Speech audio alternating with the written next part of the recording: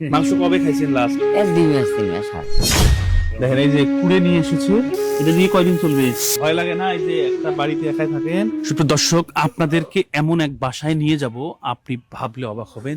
দেখতে থাকুন, আসেন। কি রান্না চলছে? কি কি খাওয়া দাওয়া? চুলায় রান্না হচ্ছে মাছ। ওটা কি মাছ? ও সিলভার মাছ একা।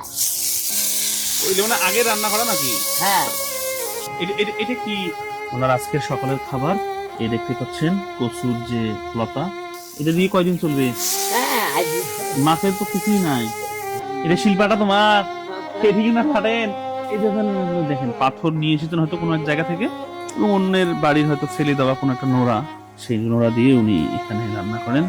দেখেন ওনার রান্নাঘরের র্যাক হলো এটি, এবং এখানে রান্নাঘরের জানালা। এটা হলো সেই হাড়ি মাছা, সাধের লাউ বানাইছে মোরে বৈরাগী, সেই লাউয়ের বশ, লাউয়ের খোল দিয়ে বানিয়েছেন ওনার চাল রাখার একটা বাটি। সালেহা দাদির এই কলসে উনি জমিয়ে রেখেছেন অন্যের জমির ধান, মানে সবাই ধান নিয়ে যাওয়ার পর জমিতে যে ধান দু একটা পড়ে থাকে, সেটি কুড়িয়ে কুড়িয়ে উনি এখানে ধান দেখছেন। আপনার কে কে থাকেন এখানে? একলা। আপনার কি খাইতে মন চায়? মাংস খান না? আল্লাহ খয়রে খাইতো।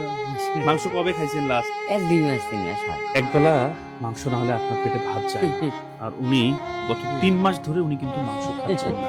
আপনার ভিডিওটি শেয়ার করেন, যদি 30টা শেয়ার হয়, আমি নিজে মাংস রান্না করে এনে